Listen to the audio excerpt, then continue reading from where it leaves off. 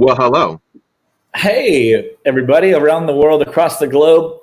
It's November 2nd, 2020. How's it going, Andy? It's going. Driving over to the studio, there wasn't a line outside the gun shop, so Yeah, we are. For those that are watching from around the globe, we have an election tomorrow in the United States of America. Next year, we're voting. Very important to vote. Now more than ever, voting in person basically is your only option, or dropping off your ballot by hand. And it's going to be an interesting couple of days. after the show, I'm going to drive up to the Pantages Theater and drop off my ballot and get a Hamilton voted sticker. I voted sticker. They're giving out Hamilton themed voting stickers, so I think that'll be a nice little keepsake.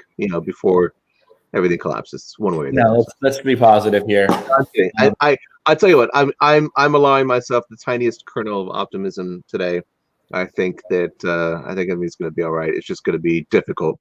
It's going to be a difficult road to the final results, but I think it's going to be good. I think it's going to be all right. I think we have record turnout, which is always a good thing for Democratic elections. So, but let's we've got a great guest today. Let's get to the news, so we can squeeze out one more Halloween episode out of Halloween. Yeah. Just like pinch it out. Gonna have it a little bit more Halloween as much as we can before we follow in theme park tradition and go straight to Christmas next week. Yeah, the Christmas tree's up next week. Actually, we have a really fun show. We're going to be going behind the scenes of the Night of a Million Lights with Stephen Amos from Give Kids the World. Going to give us a behind the stage tour. We have a few, just a couple programming notes, right? We have a few shows we're going to do. The holidays are obviously a little weird. We have Thanksgiving week. We have Christmas. We have the whatever Hanukkah. We have New Year's Eve. So we'll keep you all posted. But generally, things do tend to quiet down a little bit in the season. We're going to do as many shows as we can, and then we have a huge year. 2021 is going to be a big year, folks. Big year. I think everyone wants 2020 to be just over. It's going to be forever. It's forever horrendous. David Charles, I got a thanks for voting at Madison Square Garden sticker for voting. Cool. Nice, dude. Awesome. Rachel, I'm going to stop pressing things. I swear I'm going to stop doing that. Rachel, everybody in the behind the controls, I'm going to bring you up. Thanks, Rachel, for doing what you do. Thank you, Rachel. Rachel's the best. She did not agree to be on film. I apologize. So, surprise! I'm honestly have not been obsessing over it. I've only checked 538 about once every hour, but the data is in a place where I'm just like, this is what it is. So we'll see what's going to happen tomorrow. Like they said today, like there's no difference between today and tomorrow, so they just stopped. Mm-hmm. So it is what it is, and I'm less optimistic than I was this time last year. Also, I'm not throwing a huge party in my backyard. Yeah. Even if we could have a huge party in the backyard, I would not be throwing a huge party in the backyard this year. I'll just be in here with the required. What kind of vodka is that? Kirkland's signature. Is that Costco brand vodka? Only the finest. It's 6 times distilled. No one's gonna know the difference. My buddy Brian Kane, he swears by it. I think I imported it when we got married. He was my co-best man, and I had it waiting for him just to make sure he had his premium appreciated. It's $13 at Costco. It's $13 for it's 2 liters of vodka or something like that. It's ridiculous. But we're gonna need it. Yeah. Well, I mean, I got the Blantons. I got the Woodford. I got the Basil. I got the Whistle Pig. I'm ready. I love it. All right. Well, so a couple of news stories, right? Yeah. I mean, the big news I think is the European parks closing today. They all closed today, right. Which means they closed yesterday.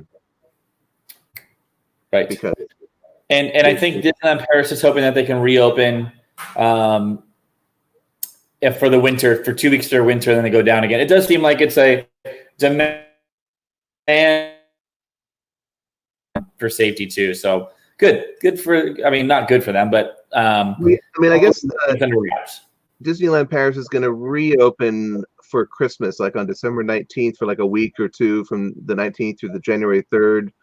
I guess probably just to sell as much merch as they possibly can. Yeah. And get in, get out. But yeah, European parks, UK parks are closing. Well, UK is going on lockdown on Thursday for another month, like super lockdown. Like besides, it's funny. It's like, you know, everything is locking down except for schools and a bunch of stuff. It's just like basically just all the bars and restaurants are locking down again. So, and shops, I guess all the shops. Yeah. Well, you know, yeah, safety. Yeah. Well, why don't we get on with it? Let's bring on our esteemed guest. Sure, King Louie would love to do that. But also, hey, Jamie, welcome to the show. Okay, my dog's barking. What were you gonna say, Patrick? Before we sorry, the dog. I got the dog, folks. This is the 2020. So. Welcome, Jamie, to the show. Thank you. It's so nice to have you. So nice to see you. How are you holding up these days in the pandemic world? All right. You know, surviving just like everyone, I assume, but doing okay. Good. It's good to hear. Well, we're really happy to have you on the show. This is our last show of Halloween 2020, as mentioned. So, you know, you have a love of Halloween and horror, and so we wanted to bring you on, and happy to have you here to talk all about it. And first, why don't we get to know you a little bit? You prepared a slideshow of your childhood. Let's do it. My mom and sister did not consent to this being broadcasted, but that's fine. I always like to show these pictures, one, because it shows my love for Halloween. Obviously, look at that face, as me as an M&M. I always loved Halloween, though that picture does not demonstrate it, but I always think it's a funny picture to show. And then I always love to talk about the picture on the left, because that is the Mummy walkthrough experience at Universal Studios Hollywood. And that was the one and only time I went to Universal before I started working there back in 2015. And my bosses, Chris Williams and Brandy Creason, that was their first attraction they worked on when they started working at Universal. And like, we always say it's like the picture of fate that I ended up working for them as I'm standing in front of their attraction.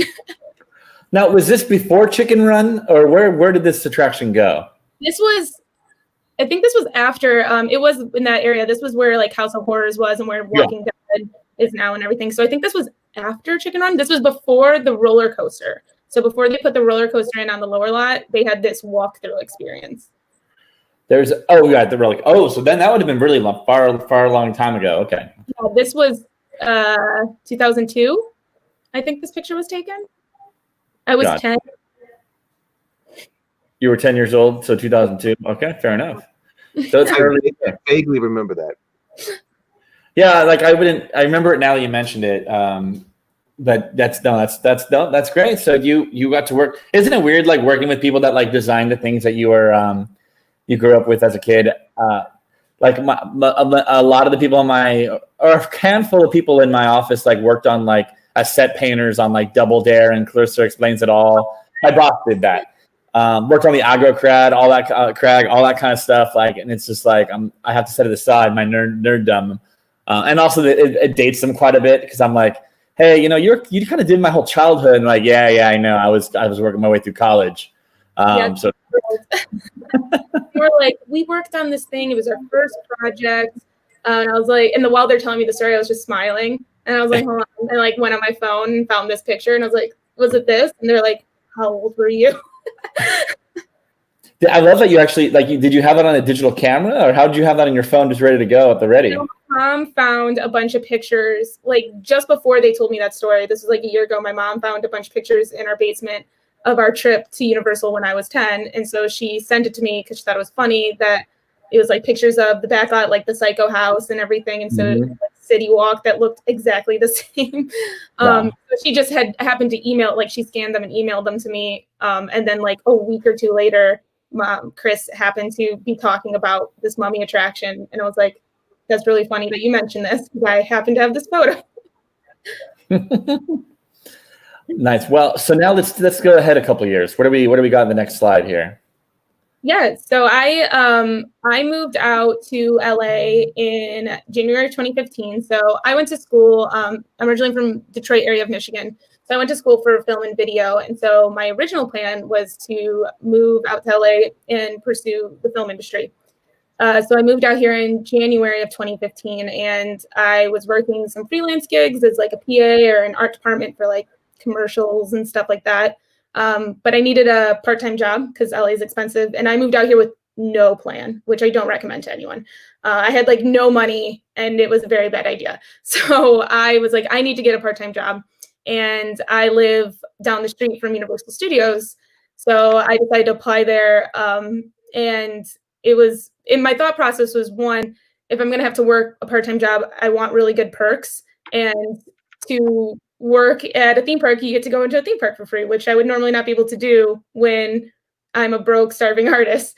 So that was perk number one. Perk number two, or reason number two, was I had this crazy scheme in my head that was like, well, Universal Studios Hollywood is connected to the studio lot. So my idea was maybe I can get on the internal job board and get a job at the studio somehow. Which everyone said was a dumb idea, but it kind of worked. It just kind of led me to themed entertainment instead of the film and TV side of things. So about 2 weeks into me working there as a ticket seller, I applied for a seasonal job, which was for our entertainment department. And they were looking for seasonal production coordinators. And my first job with them was for our nighttime studio tour. And then right after that, I was asked if I wanted to go on a longer term project, which was a couple months, about 6-month project with the Jabberwocky show. So that was my first introduction to HHN. I had no idea what HHN was before this. I was very naive to Universal Studios in general because I only went there when I was 10. And so they were like, yeah, we're going to have this new show. It was replacing the Bill and Ted show. Which everyone talks about. And I was like, I have no idea what you guys are talking about. And so it was this new show that we were bringing in. So my first taste of HHN was not with the whole event, but just with this show. And I kind of just got suckered into the whole Halloween industry from this project on. I immediately fell in love with it. I was able to, go look at all the mazes and stuff when the show was in between different showtimes. And I kind of just came very fascinated with the whole event. And I understood why everyone said it was such a big deal. When I first got hired on it, they were like, oh, you're working on the HHN project. That's awesome. And I was like, I don't know what that means. And how did you, so you just applied for the job and interviewed for it, and that was all, and then you just got it? Yeah, it was on the internal job board. So they were only hiring internally because it's a program that Universal does. That has gone through a bunch of different iterations, but basically they offer this program to any of their park workers that sometimes different backstage departments need some help. So it's called so they call them like seasonal jobs or whatever. So for entertainment, they were hiring seasonal production coordinators. So basically you're still employed with the park. So I kept my title and my position as a job with the ticket selling, but I would be pulled whenever they needed help to put me on a project. So they're basically like, oh, if you have entertainment experience, you apply for the job, we interviewed. And then I was kind of just put on a second roster in a sense. But after I got placed on Jabberwockies, I didn't go back to the park. And it was and I was technically working for entertainment for about 1.5 years before I finally was offered a more permanent position with entertainment. And I quit the park, but I had just not seen, I was technically on the roster as a ticket seller, but I had not seen the front gate in 1.5 years. Well, that's not, that's great. That wasn't really that bad of a plan. A lot of illustrious figures in themed entertainment all started working at the parks and as tour guides, like Dave Cobb, Adam Bezark, I think Craig Hanna, maybe. I can't remember, but John Nerdy, our main boss. Not a bad plan at all. I'm glad that you listen to your gut instead of your friends. So we go to 2016, and this is clearly This is a Krampus. That So was a great maze. That was so it great. was amazing. So this was a very fun maze. We call them mazes on the West Coast. I keep hearing that people on the East Coast call them houses, and I can't get used to that. But we call them mazes. And this was a really fun maze. So this year we did this. We did American Horror Story. Exorcist was another big one that we did. Freddy vs. Jason, Halloween 2. So this was my first full year of working on HHN as a production coordinator. So basically how I made it over into the full event was I did Jabberwockies, and then they asked me to help strike the event, which is basically a team of people working with the construction teams to tear it all down and save the assets. And so during that process, I became close with the production manager for HHN at the time. And he asked me if I would be interested come February, in 2 months when they start going with HHN, if I would want to come back as the production coordinator.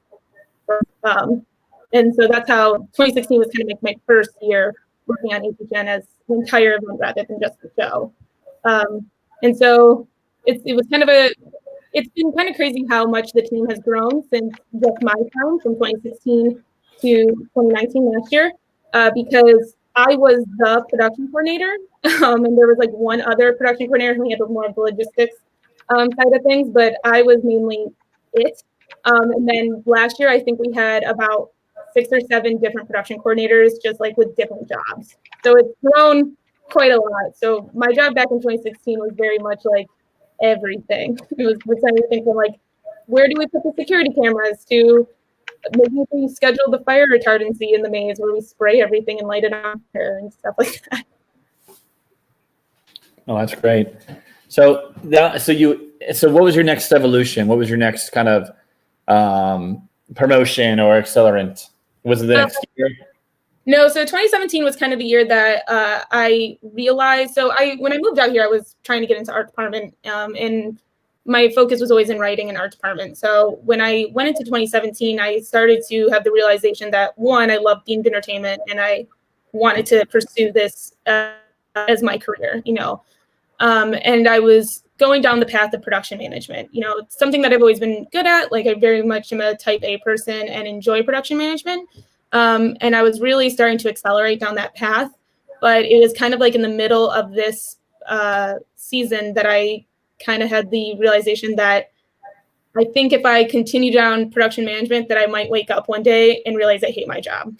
Because while I was doing the site walks with my production manager, I wanted to be over with the art team. I wanted to be with the art director and stuff. I was more interested.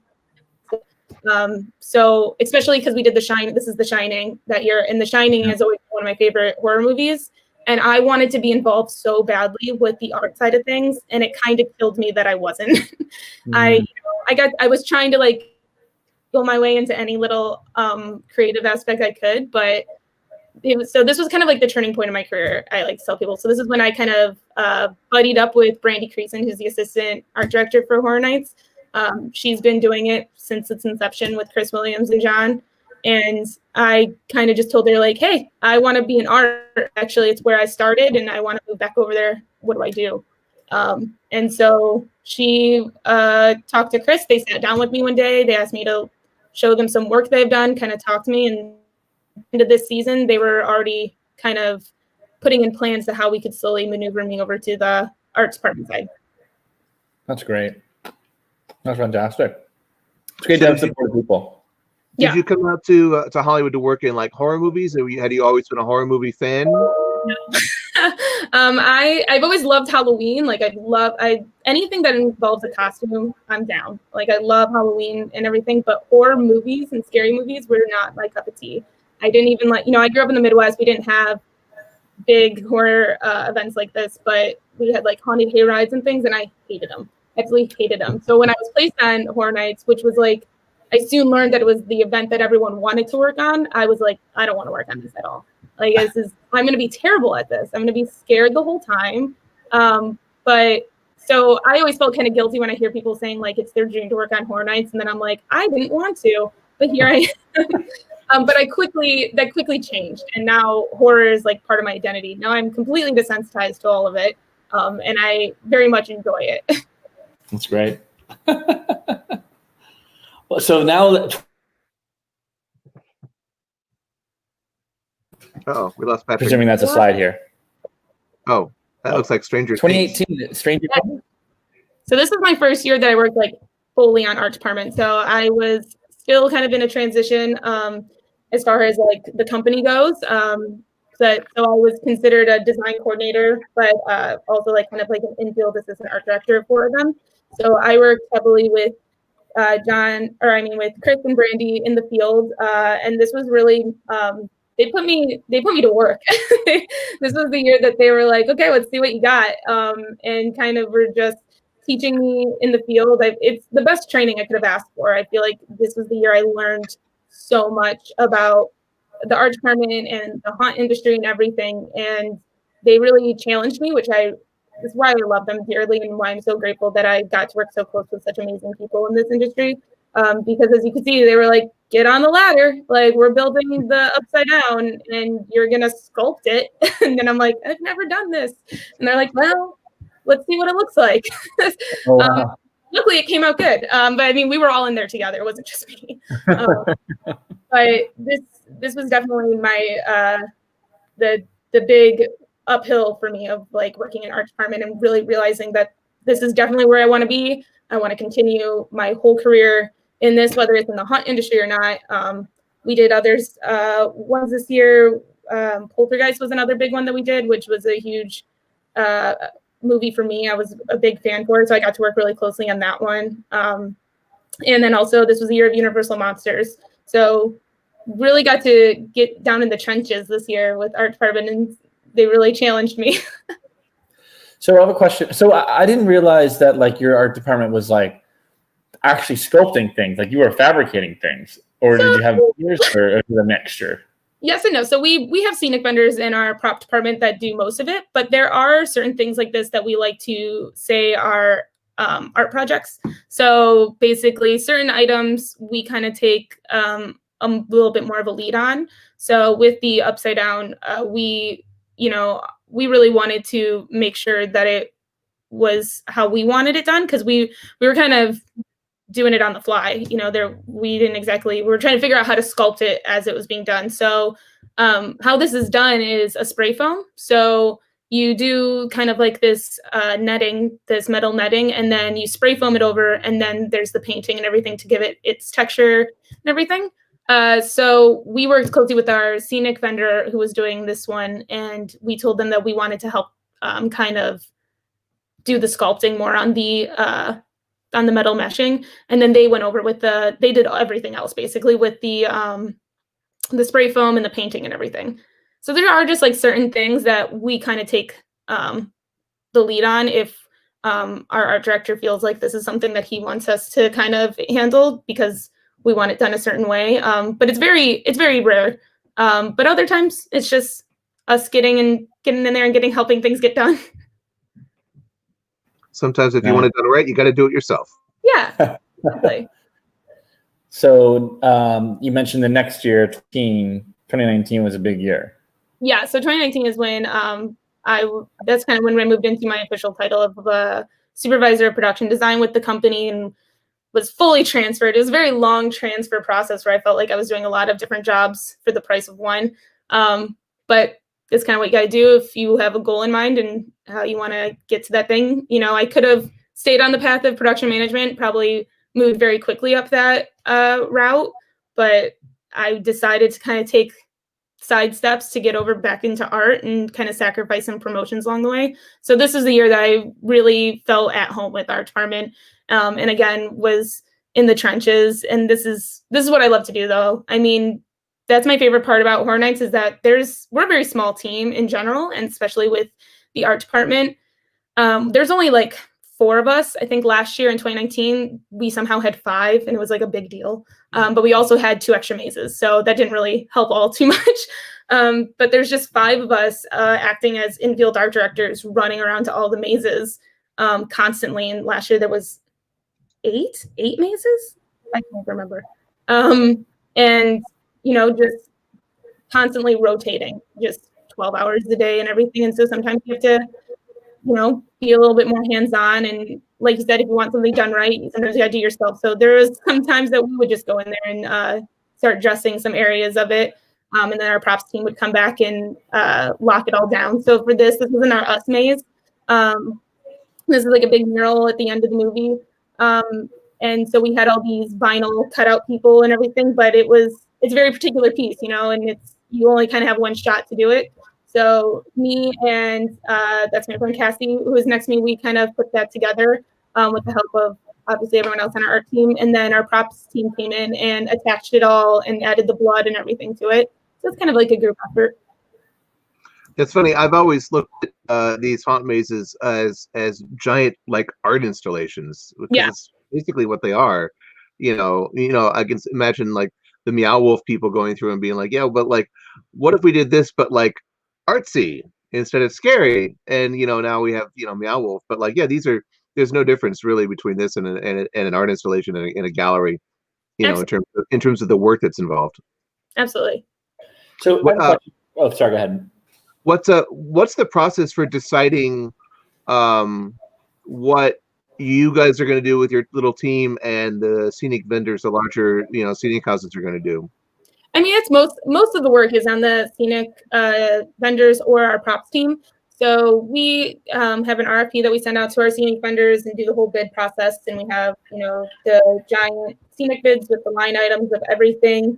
But there might be certain items that either the scenic vendor we don't want them to do, or we have another vendor in mind. So, or maybe it's a combined effort. So last year for Ghostbusters is a really good example.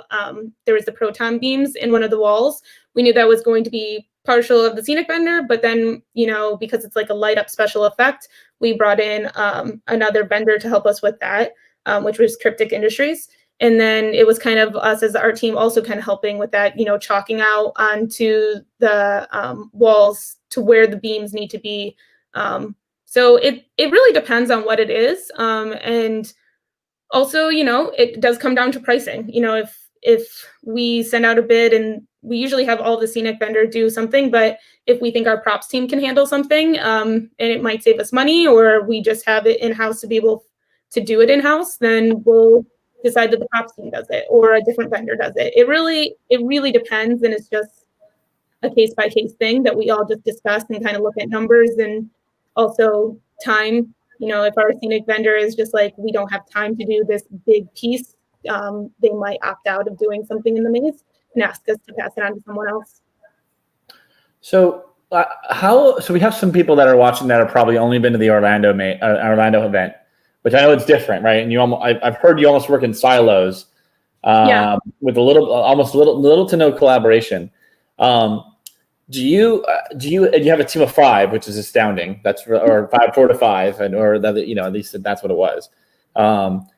Do you have scare zones throughout the park as well, or is it mostly so you have? Okay, yeah. I can't kind of get over the fact of how small that team is.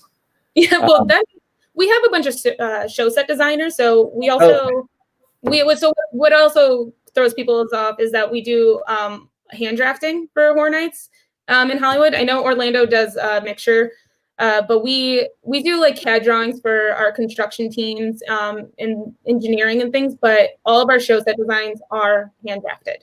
So basically, Chris Williams will do like the overall ground plan and kind of do a basic rough sketch of it.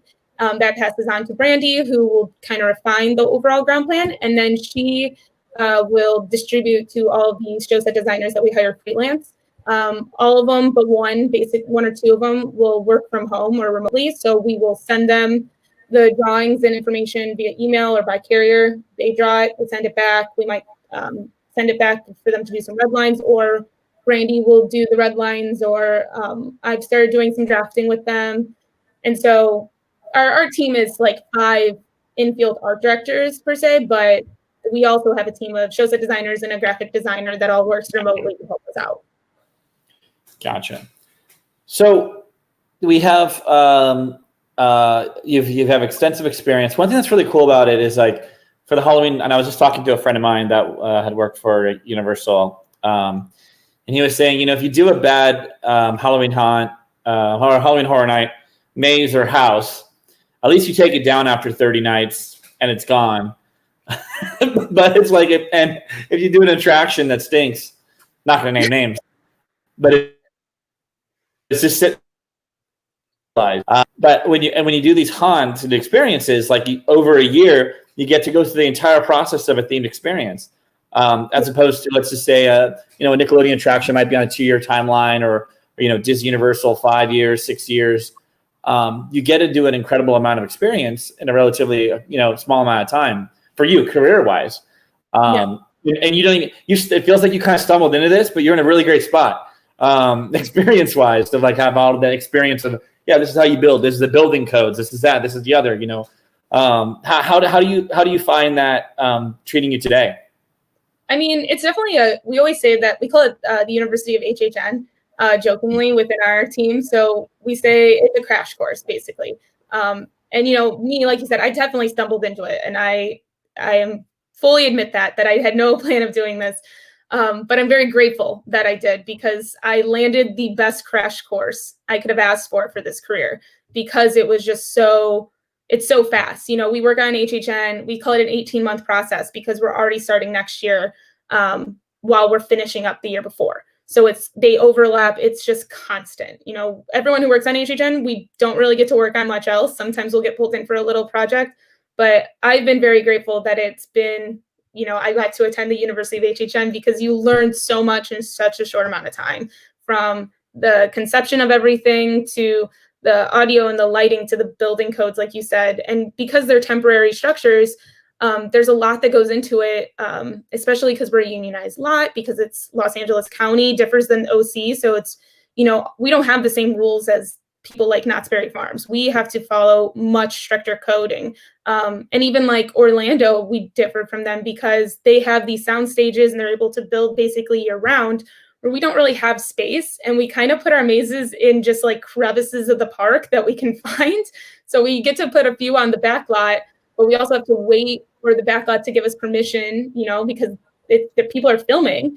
So we have to wait for a certain time for us to get in there. And then with these areas in the park, it's during summer peak, and we're taking away queue lines for Waterworld to build a maze there, which is just screwing up operations. So there's a lot of obstacles that we have to jump through that when I look at like longer attractions, like you were saying, that maybe they don't have to jump through. And so it kind of gives me a crazy crash course on thinking on your toes and just being ready for just craziness to happen. Obviously, there's a lot that I would benefit from learning on a a permanent attraction that, you don't do on these temporary ones. But I think it's always interesting how I have to tell people the amount of work and hoops we do have to jump through for a temporary attraction is HHN. These are all type 2 buildings. So basically what that means is that they have to withstand an earthquake. They nothing's pulling these down. And we always joke that some of the facades, like if there was ever an earthquake during HHN, just run into the facade, because it's going to be the safest place ever. Nothing's blowing it over. And, if you pull the curtain back on that and to see the amount of like engineering and like, it's insane that these are temporary structures. So it's definitely been like a wild crash course in all these things that we've had to learn to do just for a temporary attraction. So do you have any specific thoughts on like when you're part of the design process and influencing the design process, do you have any personal thoughts about the best way to scare people? If that makes sense, like what makes for the best scares that you, and I have to be honest, I have not been to Halloween Horror Nights at Hollywood. I have not been there. I've only been to Orlando. It was never open whenever I was there. There was like some periods where it was closed and all that, but I've been to Halloween Haunt. So anyways, what makes for the perfect scare, do you think? This is a very interesting question, because I think it definitely depends on what you want the scare to be. And I just talked about this in a TA panel that we were on, about how, again, I was very lucky that I got to work with people who have been in this industry for years and created this event. So working with Chris Williams and him explaining to me why we're doing a scare a certain way, it really depends on what you're trying to achieve in it. I think the best scare, generally speaking, is one, obviously, that you're not expecting. So when you walk into a room, you want to distract your audience with something that's going on.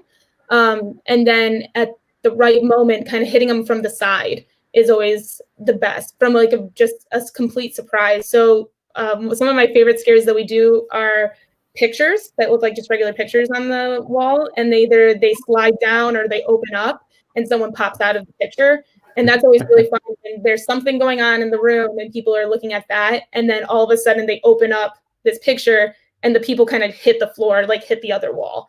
I always find that to be the best kind of scare. I mean, but like I said, it really depends on what you're going for. What is it a character? Is it a monster? Is it just like, is it in a blackout hallway? Is it in like this big room? It really depends. But I think when you're designing, you really have to focus on what your guests are focusing on so that you can hit them with the element of surprise. You know, if they're anticipating a scare, it's not going to be as great. Or if they are anticipating a scare, timing it out so that there's kind of a lull between when they think it's going to happen. So they think something like, oh, that mannequin is actually a person, and they're walking past it.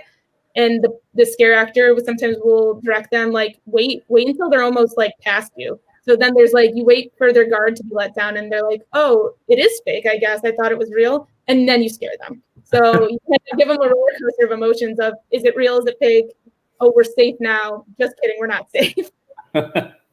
I think one of the biggest technological innovations in Horror Nights was the invention of those trigger pads that the scare actors use that they can stomp on and trigger a DMX lighting and or sound cue that goes with their scare that they can perfectly time their performance to. I've always thought that was a huge innovation. So, question from Nicholas. Thanks for watching. Have you been involved with the Terror Tram at all? I absolutely loved the experience back in 2018. He did not like it in 2019 or 2017. No, kidding. No, what? Did you were you involved with that? Yeah. So we're always do the Terror Tram, but Terror Tram has always been, we call it the stepchild of the event, which is always funny because people love Terror Tram, and I can see why the appeal is. You know, you get to go by the Psycho House and the Bates Motel, and then you get to walk through War of the Worlds. So basically, for anyone who's been to Universal Studios, the War of the Worlds set is where it's the big plane crash scene that you normally just drive past on the tram. During Terror Tram, you walk through it. So it's a really cool experience that you get to walk through like the Bates Motel area and then the War of the Worlds. But Terror Tram is kind of difficult for us because we usually can't get into that location until after Labor Day.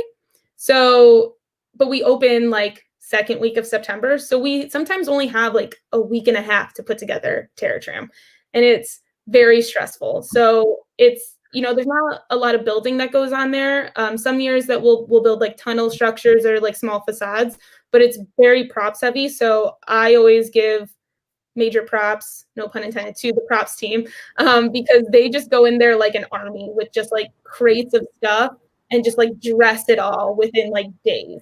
So Terror Tram is really fun because we kind of have like a lot of creative liberty with it, but it also definitely has its challenges, and every year we try and figure out how to make it flow better because it will back up sometimes. Sometimes there's like this crazy hill that we would have people go up, which is just like this dirt hike basically that we would make these poor people hike through.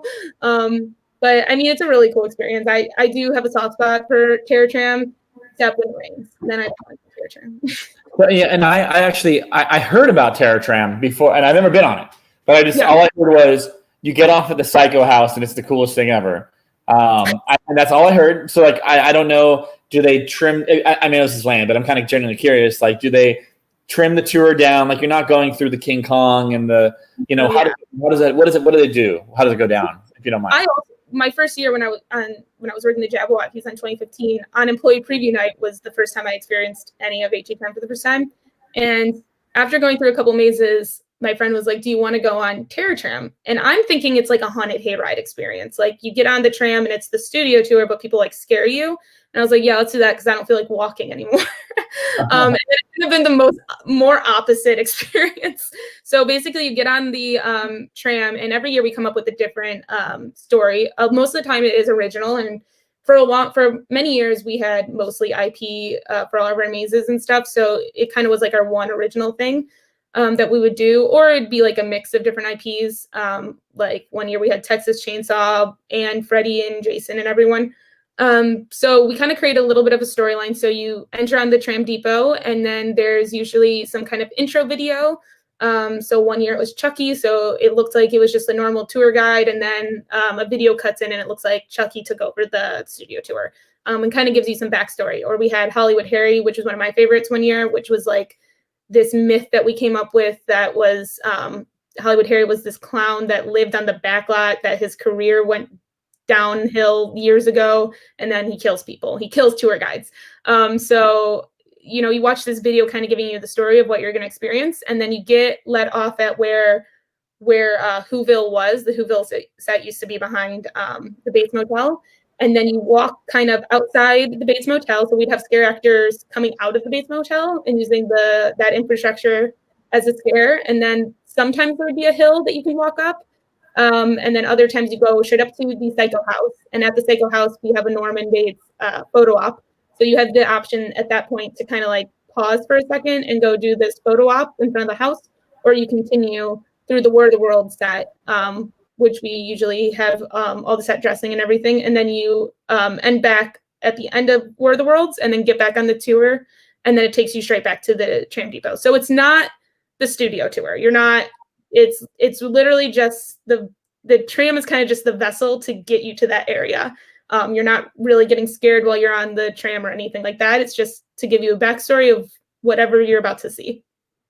It's funny. I had the same experience you did the very first year they did the Terror Tram. I got on thinking like, all right, it's gonna be like hayride. It's gonna be scare actors. It's gonna be cool. It's like the tram tour but scary.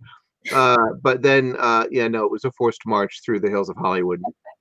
Yes. It was through the dirt and the mud, and I was just like, okay, this is more than I bargained for. And by the end you're like, I need a drink. Oh well, we can't drink yet. Here's there. So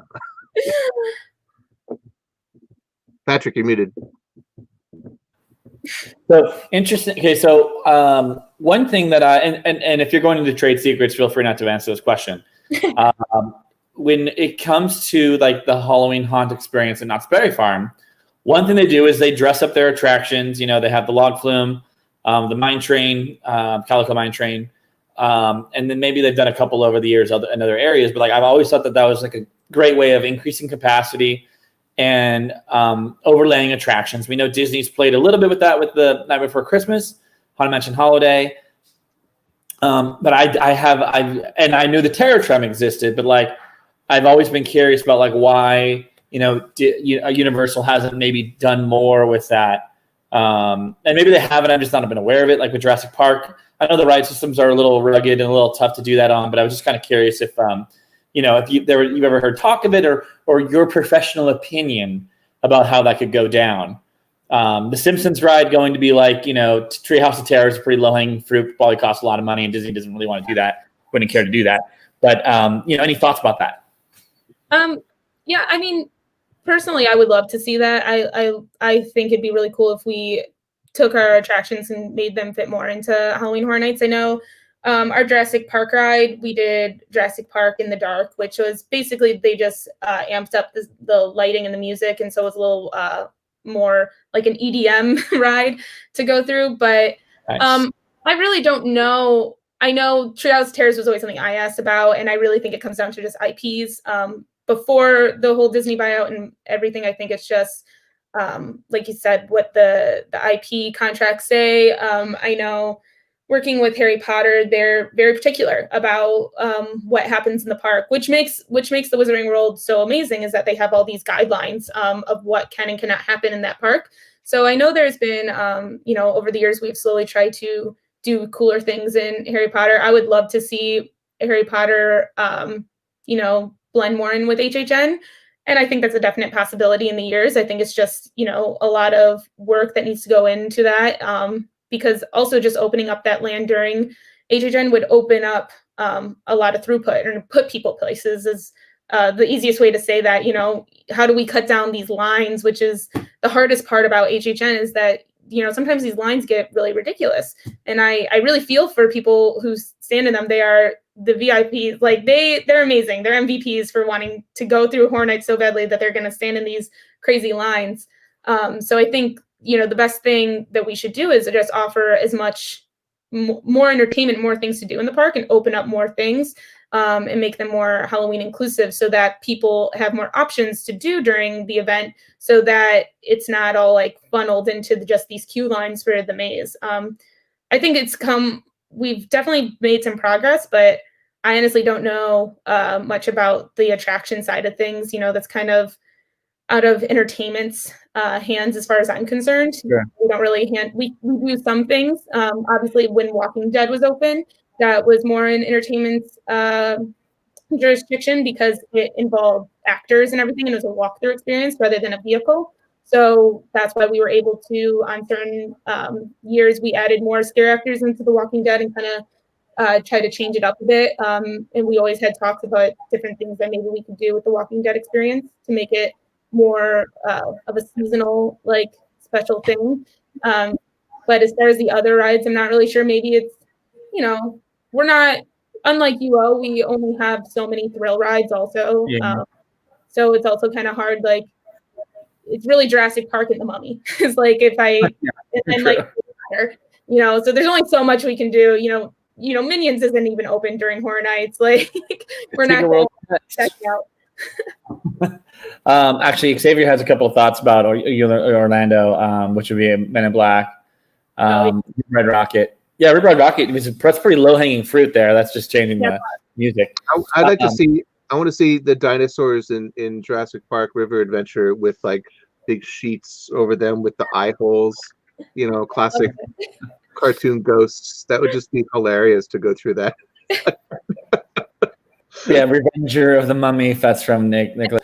We had Slaughter World, which I have always been a proponent of bringing back, which was just like a bloodier version of Water. Oh, cool. Yeah, they dyed the water red. Yeah, it was fantastic. It was time, but I'm like, bring it back, bring back Slaughter World. Yeah. I mean, that's a really great way to increase capacity too, and get people out of the lines too and to sit down for 20 minutes. Yeah, but we did start putting a maze in that queue line, so we use that theater area as the queue line for the maze. So it's like, well, now we have to find a new place to put that maze. I will say that. I will just say that I love Waterworld, and that Waterworld show. I haven't seen it in like maybe a decade, but to me it was like they kept the scripting loose enough where they could be topical. Is it still kind of like that, or that would be a perfect mechanism to do a Bill and Ted / hanging type show that maybe is a little bit more current in that huge amphitheater space. Which would be pretty cool. Free idea, take it.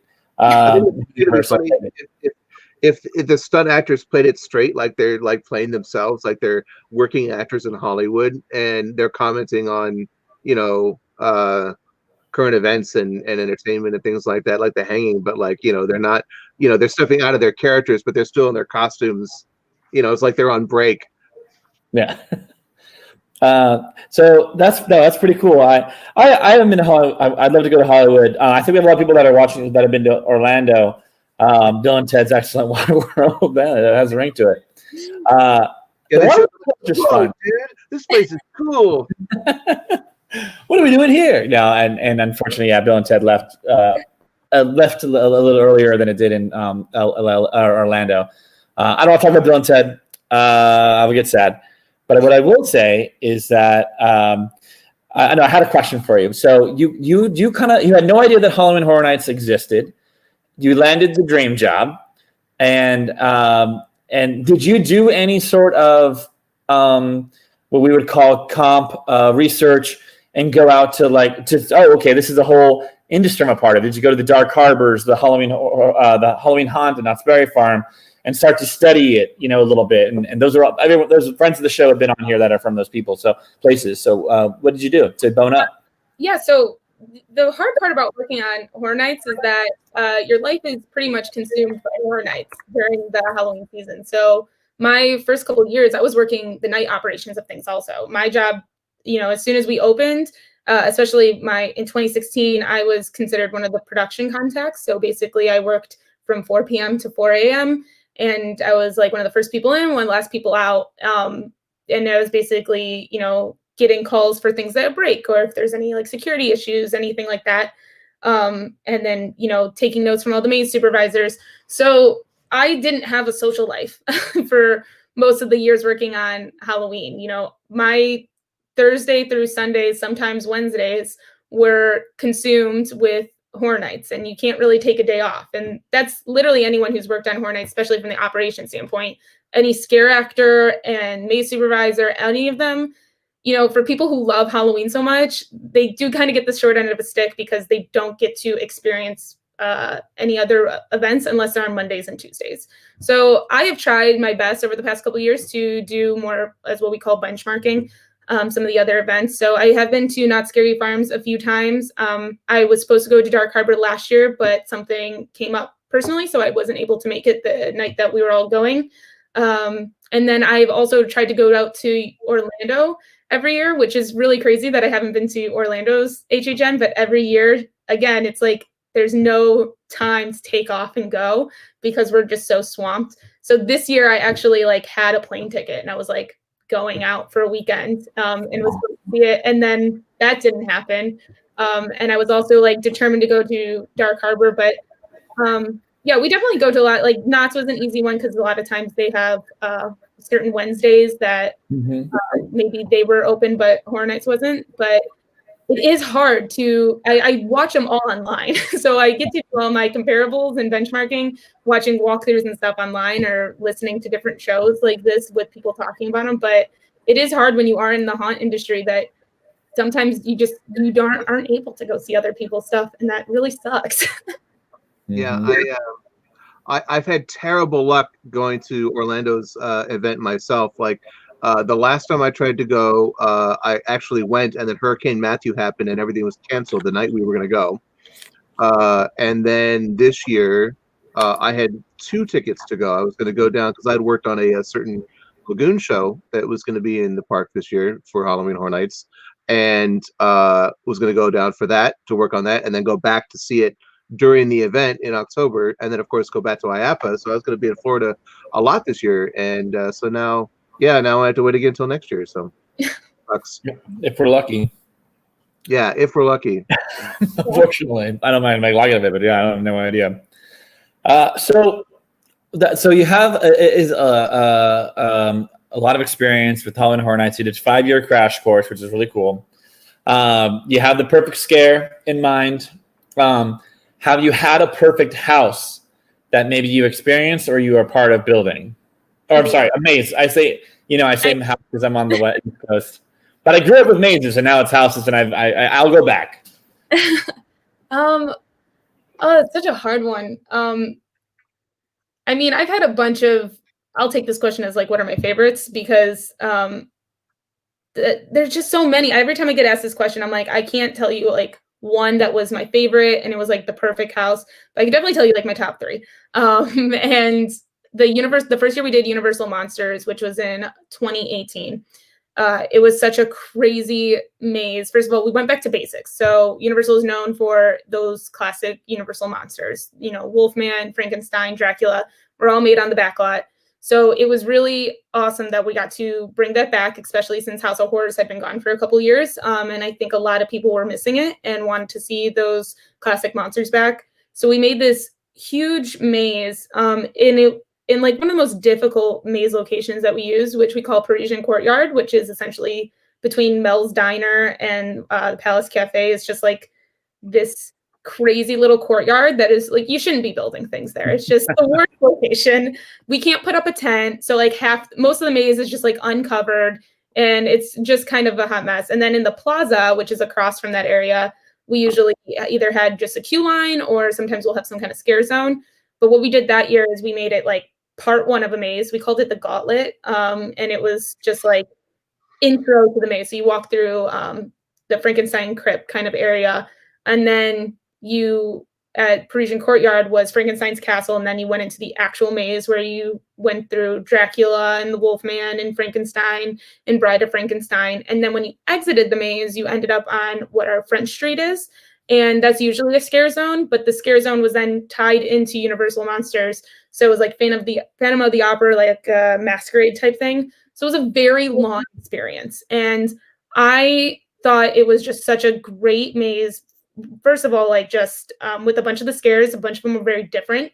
We had like the Invisible Man, and we did this crazy effect where we took black carbonite and made like this little alcove. And the character was in all black except for this UV, pieces. So it looks like he was unraveling himself and wrapping himself up, and it worked so well. And then we used UV in that room also, but it wasn't like a traditional UV. It was more of earth tones, which was a very interesting lesson for me with our painters, of them putting together this formula of how do you make UV look natural, which was it was awesome. And then like our Phantom area. And so just scenically, it was beautiful. And it was like a lot of fun to work on. And then the scares were very on point, and it was just a very good representation of how you can take these traditional monsters, from 100 years ago and make them scary and relevant to today's generation, but not being too extreme. So it was a lot of the music and kind of making Frankenstein look a little more like gory, or like he's actually put together or decaying in some areas, or Dracula's wives were just like covered in blood and like their costuming. It was scarier than what the movies look like. We kind of just made them more for the times, but still kept them in their classics. And because of the length and how you kind of went to like 3 different parts of this maze, I thought it was one of our best ones that we put together. And I think it was a huge success. It was like one of the #1 mazes of that year. And then last year we ended up just doing Frankenstein versus the Wolfman. But to me, that was like one of the most perfect mazes that we did, especially for it being in such a crazy location, one of the worst locations, in my opinion, to have to work with. I was very proud of how it came out. And at the end, we had it was Frankenstein's lab, and we worked with our special effects department to make it so that Frankenstein they would pull the lever, and then all these sparks would fly, and like we had these crazy we call them maniacs. It's a smoke machine with lighting, and so it looks like it was coming out, and then we had like this piece together Bride of Frankenstein laying on a table, and the props department did such a great job. It looks so realistic. So if I had to say our perfect maze, Universal Monsters 2018. There you go. I would agree with that 100%. I was going to comment that bride scene was one of the best scenes I've ever seen in a haunt maze. It was really, really phenomenal. It was so theatrical. Yeah, and the Phantom section was great, and the Invisible Man and all that. And I loved how the experience extended out into the exit through that scare zone. Yeah, it was. I went with a friend. We went through it 3 or 4 times that night. That's basically all we did. Yeah. Where do you, where do you think attraction? Where do you think Universal should, or any of these haunted experiences should go in the future, based on everything? If you had a magic wand and could push boundaries with keeping operations in mind, where would you like to see things go? Something that I have been a big proponent of pushing the past year or 2 is really trying to make it, I know it's such a cliche buzzword that we use a lot in this industry, but immersive. But I think there's, for so long, this event has been people come for the mazes. They go to get scared in the haunted houses, and that's what we really focus on. And there's food and there's drink and there might be some entertainment, but it's really maze heavy. And something that me and some colleagues have really tried to push, especially this past year, try to make moves in that, is how do we make it more of an immersive event where there's so much to do, and no matter, you have options of where to go, rather than just being like, these are all the mazes that we have to go to, and my night is spent in a line or in a maze, and then like quickly grabbing a corn dog. It's like, how do you make it more of an enjoyable event where some people can kind of choose what they want to do? So that's where I want to see it go. I know last year we tried to do that with just even our food stands, is how do we theme them out a little better, rather than just having a black tent, pop up selling, burgers. How can we theme it to a IP that we're doing that year? So we kind of had our first steps into that last year, where we turned our ice cream shop on the lower lot called Studio Scoops. Me and a team, Rob Tintak and some other people, Melina Mata, we had like a small group of 4 of us who were kind of in charge of the food stands. It was like a weird small initiative. And we were like, well, we should make it into Scoops Ahoy from Stranger Things, because this is right there. Let's do that. And then they always have like a food tent set up. And so we were like, well, it should also be Stranger Things, because that's the maze down there. So we made it Star Court food court, just trying to make things a little more immersive. So like you get to go to Scoops Ahoy and order the sundae, that you get to see in the show. And we really wanted to do that. Even we were, trying to make moves on that this year. We started, the food department tried to put in some Ghostbusters themed stuff and some alcoholic fun drinks and things like that. And then we really were trying to push, I would want to in the future see more entertainment offerings. So we did put a stage on the lower lot where there was a DJ, and like sometimes Beetlejuice would come out, and we had like 80s nights and like themed nights, things like that, to have like themed nights and like different stages with entertainment and what we call like chill zones or something like that, where you get to, maybe one day we can have a spot where people can just, sit there and watch some kind of entertainment show while also eating some like really cool themed food that has to do with Halloween. Things like that, I think, are the little details that make theme parks really enjoyable to me. Like I will totally go to a Ghostbusters themed, burger joint or whatever, because I get to have some like weird Slimer concoction food. I will pay the extra money to have something that's, IP related, because it just seems fun, or you get the souvenir cup or something like that. So trying to make these events more immersive and not just about the mazes, but more of like an entertainment Halloween experience is where I would personally like to see it going. Horror Made Here was like, they did a lot of that, and that was where I took a lot of inspiration from, is hearing about some of their cool things, how even some of their mazes were just different from each other. It wasn't the same kind of experience, or how they had like a haunted movie theater type experience. Things like that, just kind of pushing more of a variety and making everything kind of connected, more rather than just focusing on just, there's the haunted house, that's what you came for, and that's all you get. No, that makes total sense. And one thing I think about that is kind of the market that makes up Hollywood. I'm not aware of it at all, so I can only speak to Orlando, which feels like there's a pretty healthy population of people that are called like the frequent fear pass, which I'm one of them. That go several times, at least once a week. My wife and I, we lived like a 10-minute Uber, or like 5 to 10 minute Uber ride away from Universal Studios. And we had a whole scheme of how to get there and avoid all the chaos. And, we were really excited for this year. Obviously it would be over now, but was it Celebrity Circle? Did you get dropped off at Celebrity Circle? That gets a little confusing to explain, but we've done that for sure a couple times. That is the best place. We ended up doing was getting dropped off at the, one of the hotels and just take the boat in a couple times, or on the side of the road. But yeah, Celebrity Circle is good. It's just it's a little challenging to let them know to do that, the Uber drivers. But when I heard you talk about Uber, and James was like, I don't know what you're talking about. So what the point is the makeup of the people can affect like what type of experience you have. So I feel like, Orlando does a pretty good job of like you can just hang out. And that's what I really like about it, is like, I can hang out, walk around, maybe go on a couple mazes or houses. Oh no, I did it right that time to West Coasters. The haunted experiences, walkthroughs, and you feel like you have a fun night, right? There's a lot of characters going on. How's the makeup in Hollywood? Who are the people that are coming out? Is it a lot of fans, recurring fans, or is it just one night only? There's definitely a group. There's like you guys were saying, like your frequent fear groups. Like there is definitely people who come multiple times throughout the season, weekly. That is a huge demographic for us, is that we have like this very dedicated fan base of, haunt goers, and specifically HHN haunt goers, that make up, I think, most of it. And then there are like the one-timers of just like locals. I think we get mostly locals for our haunts in Hollywood. I think it's mostly SoCal people. I think more people who are willing to travel for it probably go to Orlando, but I can't say that for sure.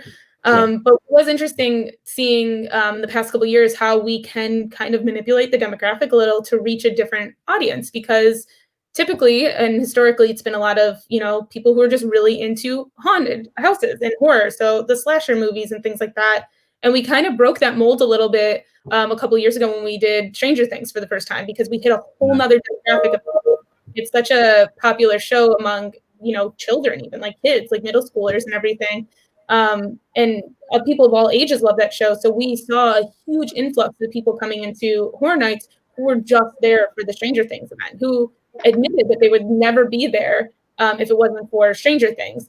And so it was really interesting to see that even continue with last year when we brought in Ghostbusters. It was kind of the same thing, is that now we're bringing in, a movie from the 80s that's more funny than scary, that people want to go through that because Ghostbusters has such a huge fan base also, that a lot of people were coming who normally maybe wouldn't come to HHN, but they wanted to see the Ghostbusters house. So, and it's not even just like for like fun shows like that, but even Us was another one that was a huge draw for people who I got to hear from a lot of people that was a big draw for them, is going to see the Us maze because they're just really big Jordan Peele fans.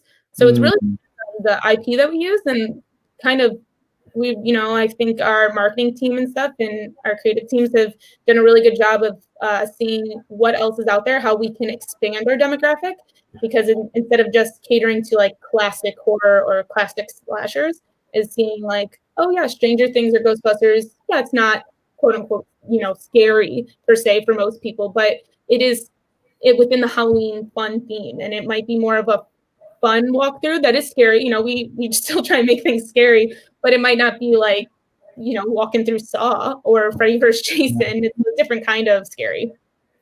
I think that's a really, really great point.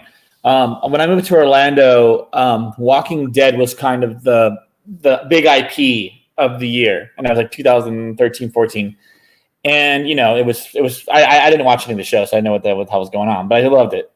Anyway, I was like, okay, it's zombies. Okay, cool. And then it was American Horror Story, which has a huge cult following, and it's very hip, and my wife loves it, and I enjoyed it as well. Oh, I don't watch the show, but I watched I go through the Halloween Horror Experience, and then Stranger Things. Universal's just printing money with Stranger Things of how many people want to go see that. Like I as somebody that works for an IP holder, I mean, it really was. It's pretty brilliant how they use that IP. And you hit the nail on the head. Yeah, we have an audience like slasher. Okay, that's one thing, but getting in popular shows that are kind of on the cusp of things, is really quite brilliant and a really great job. I mean, Universal's the king of IP. They've been doing it. All their parks are by IP. They barely have any parks that are not based on IP experiences that aren't. So that's really fun. And Universal, we're happy to do a SpongeBob SquarePants house or maze if you want. I'm sure we can make it work. Usually every year with the drawing packages, we have to like cover it when we go to site, so that because we have stalkers of people who like zoom in and see on the construction sites, and they try and like figure out what the mazes are, and so we cover them up.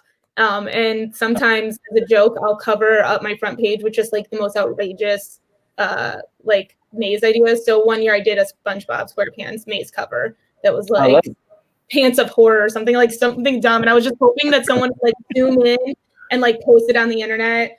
We would just do crazy, like we would just take the funniest IPs and be like, this is the maze, and just come up with ridiculous to throw people off. Well, I have one question. A final thought. I want to know the story behind the Sleeping Beauty Castle model behind you.